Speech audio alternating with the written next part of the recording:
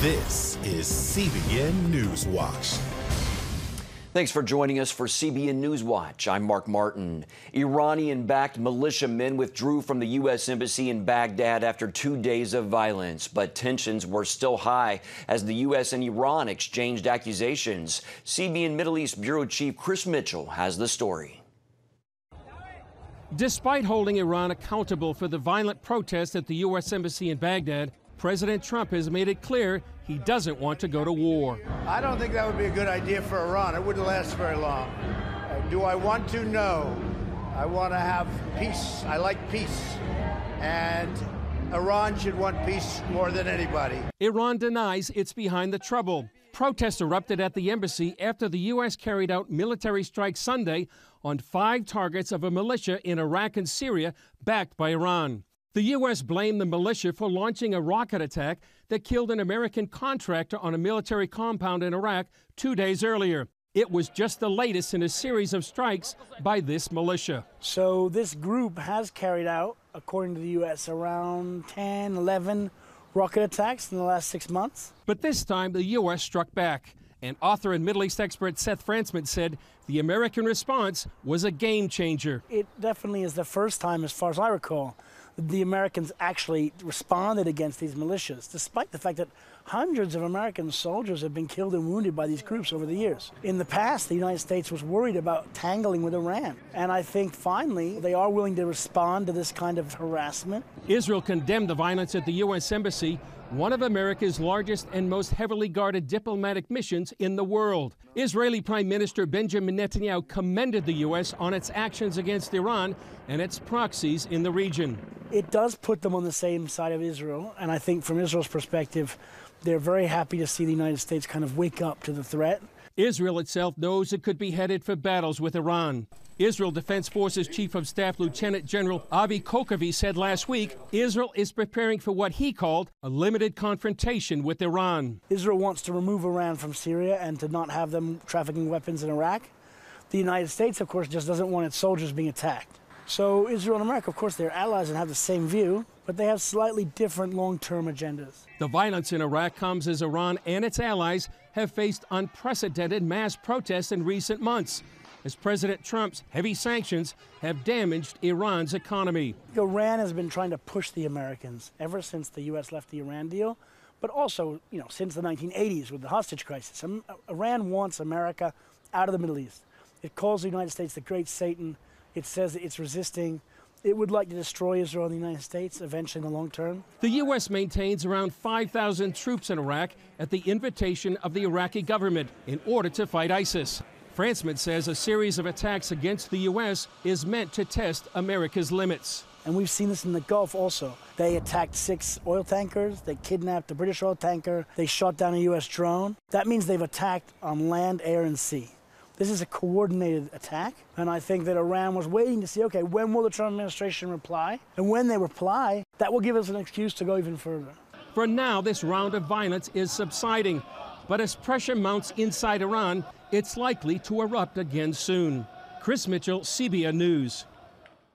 North Korea has issued another threat toward the U.S. Kim Jong-un promises to reveal a new strategic weapon.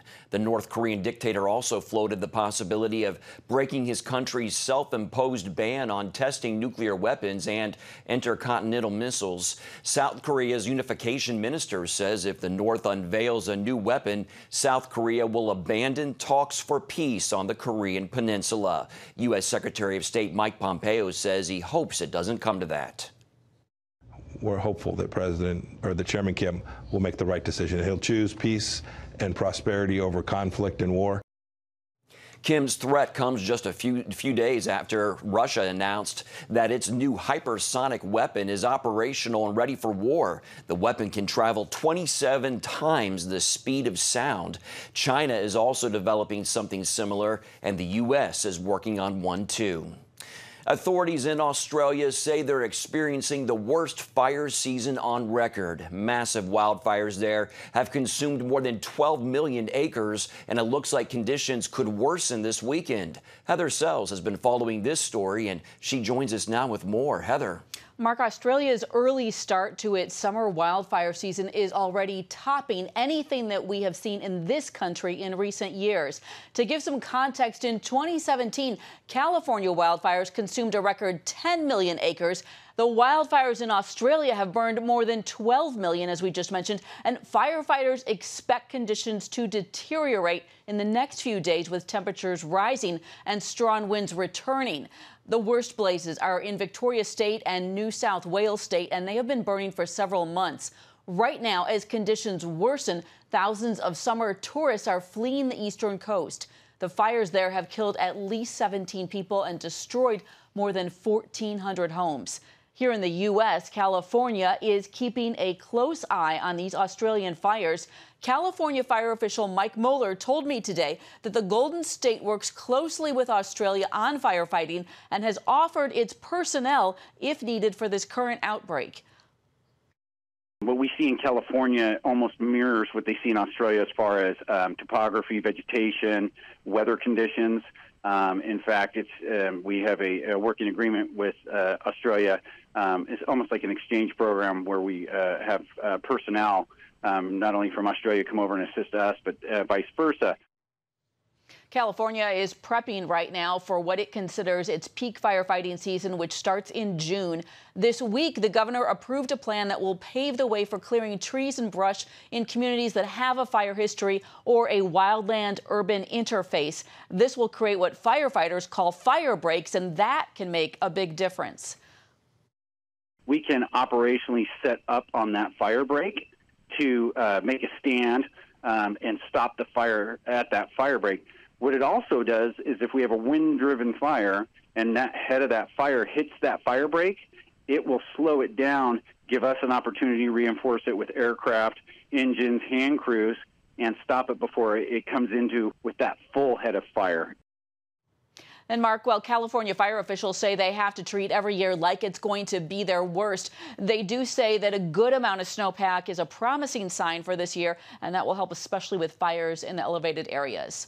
All right, Heather, thank you for that report. In other news, President Donald Trump's re-election campaign has raised $46 million in its final quarter in 2019, and that's the most of any 2020 candidate. The president's campaign manager is calling the campaign an unstoppable juggernaut in the midst of impeachment proceedings against the president. Meanwhile, presidential candidate Bernie Sanders is leading the Democratic field in fundraising, pulling in more than $34.5 million in the fourth quarter of 2019. Pete Buttigieg also had a strong quarter, raising nearly $25 million. But former Vice President Joe Biden remains the Democratic frontrunner. Biden has 28% in the Real Clear Politics average of national polls, well ahead of Sanders at 19%, Elizabeth Warren at 15%, Buttigieg at 8%, and former New York City Mayor Michael Bloomberg just under 5%. Meanwhile, former Housing and Urban Development Secretary Julian Castro announced he is ending his campaign for president. The former San Antonio mayor struggled to gain enough support and donations. And for more political news and analysis, be sure to catch Faith Nation this evening. You can watch it right here on the CBN News Channel. President Trump says the U.S. and China will sign a trade deal this month. The New York Times reports the president says the two countries will sign a very large and comprehensive trade deal at the White House on January 15th. The news outlet goes on to say that the signing would make official a trade peace between the world's two biggest economies. The president tweeted, quote, "At a later date, I will be going to Beijing, where talks will begin on phase 2.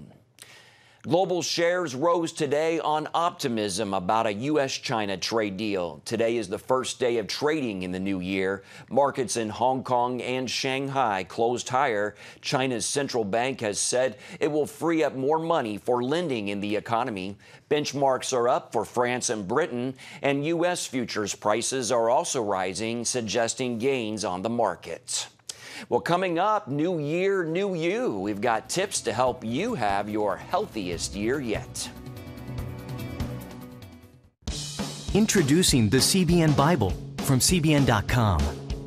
Now, an easier way to study the Bible and grow in your faith.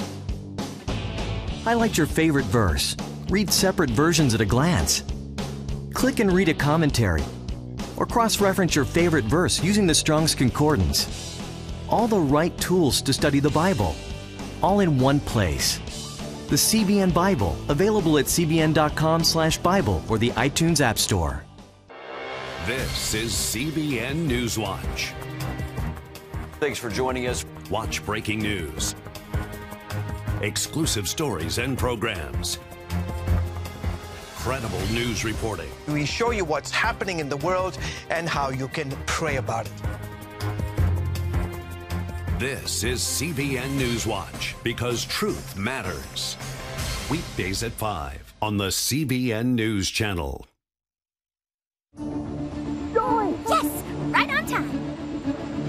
From Superbook. Pepper's Pizza Palace is donating pizza for everyone today. Wait. I have big plans today. Trust in God even when times are tough. He has a plan for your life. Hey, we're gonna be late for the grand opening. My parents want me to help with this outreach thing, feeding the community. What am I supposed to do here? Superbook! Join the Superbook Club and get Superbook The Birth of Moses, plus 2 copies to share with others, all for your gift of only $25. Pharaoh ordered all newborn Hebrew boys thrown into the Nile River, and I have a 3-month-old brother. The Birth of Moses. Yours for a gift of only $25. What will you do the next time the soldiers come? I do not know, but I trust God has a plan for all of us.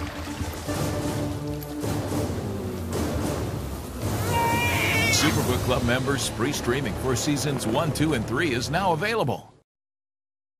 Welcome back. It's the new year, and many of us have health goals and resolutions we want to stick with. CBN medical correspondent Lori Johnson joins us now with tips on how to get and stay healthy in 2020. Welcome, Lori. Thanks. Happy New Year. Yeah, you as well. Well, lots of folks, they resolve to lose weight in the new year. We talk about this every year around this time. What is the best way, actually, though, to do it? Well, that's a great question. There are actually a lot of good ways. The keto diet, the paleo diet, those are good ones. A lot of people have had success with those. It's a great way to lose weight, especially the paleo diet, because it really minimizes the carbohydrates. But for longevity, if you want to live long, plant-based is the way to go. Research supports that hands down. A lot of people have trouble sticking to their diets, though, because they're addicted to sugar. And by sugar, I mean, of course, sugar, but also flour, because your body thinks flour is sugar.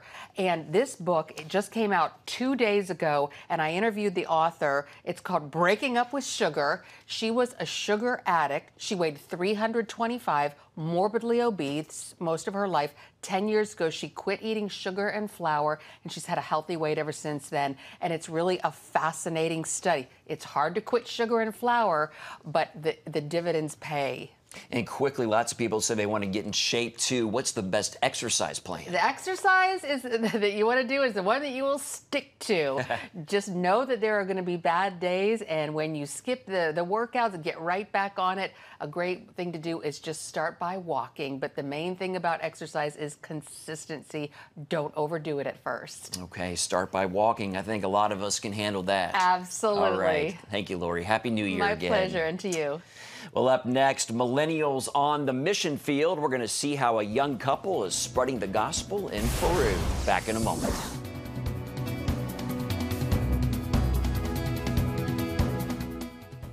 When I came to Regent University, it's like the world opened up. I felt like I needed to advance my career and go back to school. Regent was a perfect fit for me. The Regent professors are world class. You are equipped. The focus of the faculty is on each individual student, whether it's online or in person. You become a part of Regent's family. You carry with you not just the content and the knowledge, but the confidence to understand that we can be significant in the world. Regent University. Follow your path.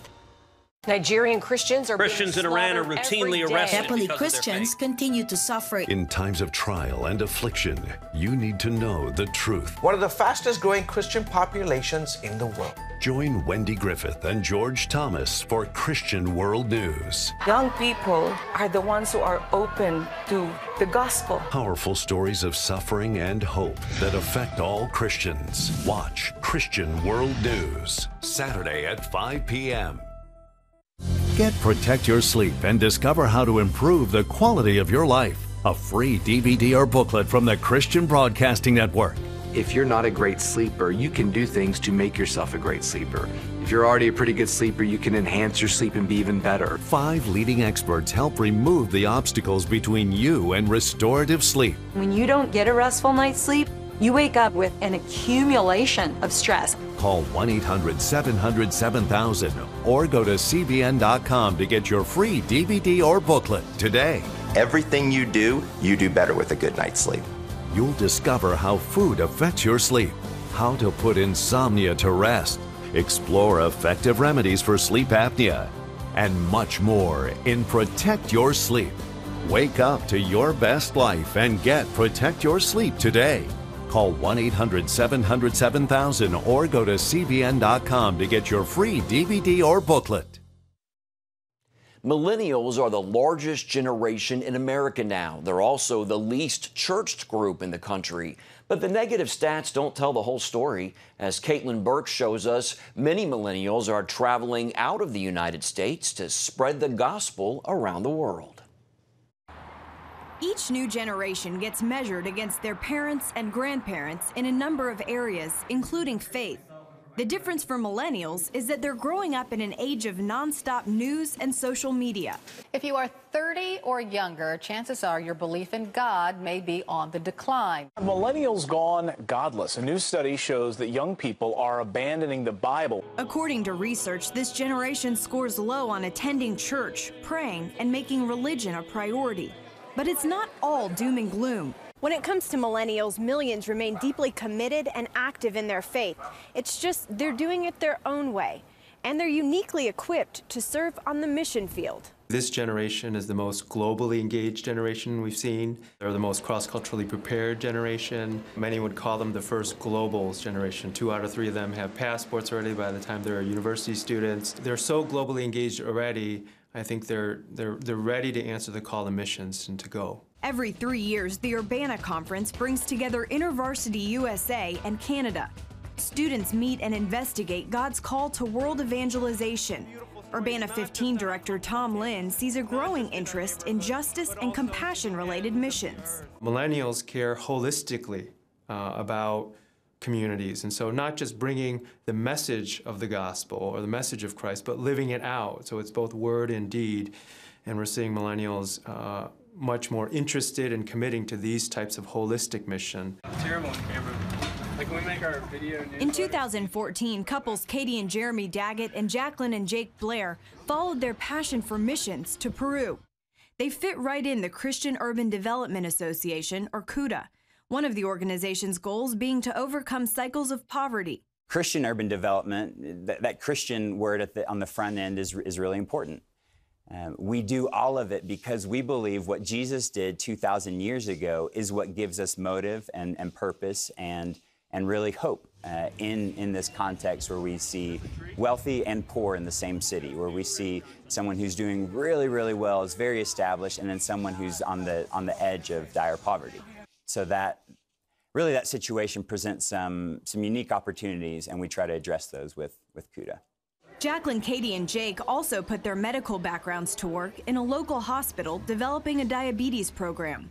Jeremy helps teachers improve their reading program success by starting libraries in local schools. One of the things that that looks like as the kingdom breaks in is that young kids read better and have better opportunities for the rest of their life. That's part of reconciliation for them, and that's part of mission work for us. As all 4 use their skills to improve life for the Peruvian people, they individually focus on simply building relationships. And when you look at Jesus' life and what he did and how he made disciples, he focused on a few guys, and he poured a lot into them.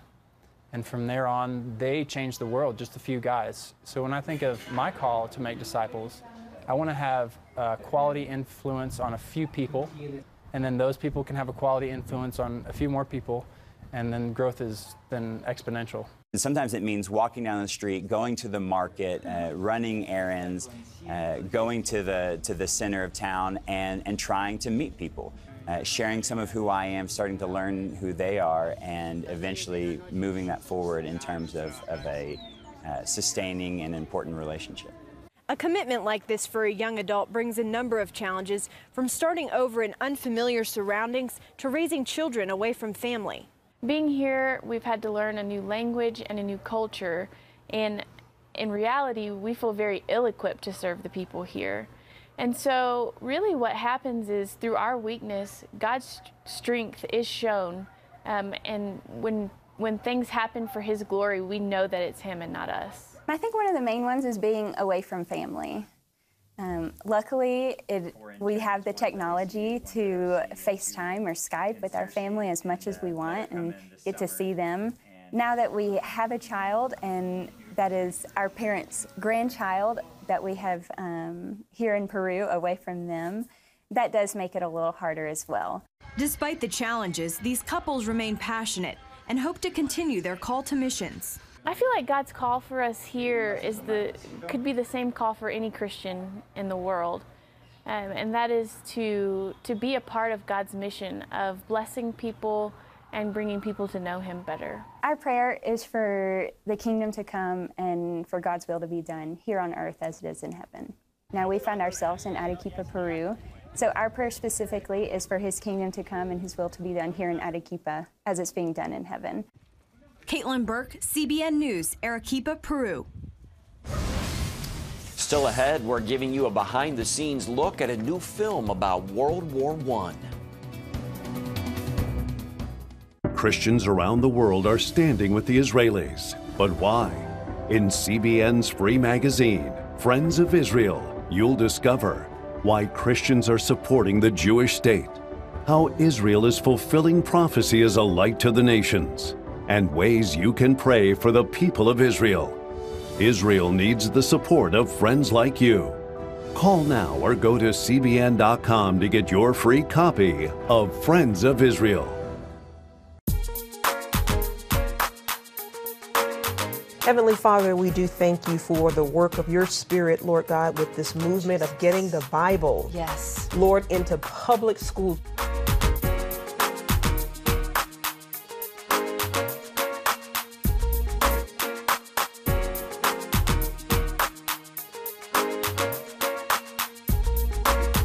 Watch The Prayer Link, Tuesday nights at 6:30.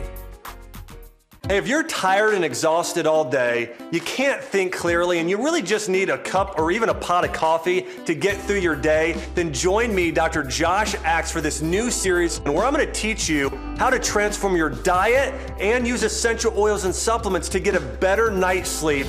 Protect your sleep and live your best life with innovative information from 5 leading sleep experts. If you're not a great sleeper, you can do things to make yourself a great sleeper.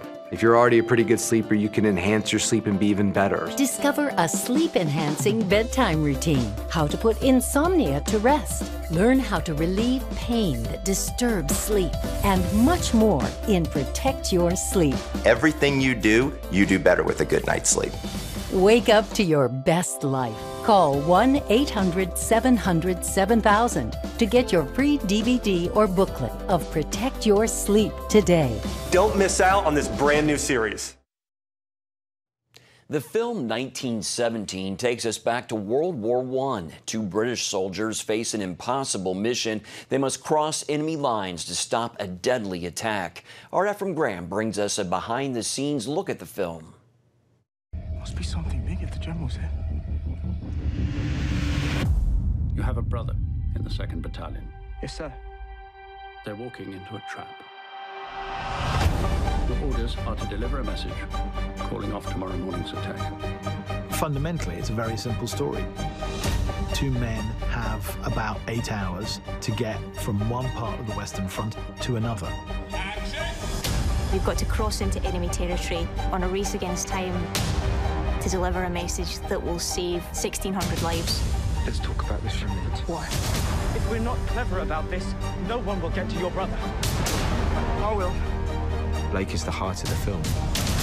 It's Blake's love for his brother which accelerates the story and gets them moving. In many ways, the movie's about that friendship and what happens to it.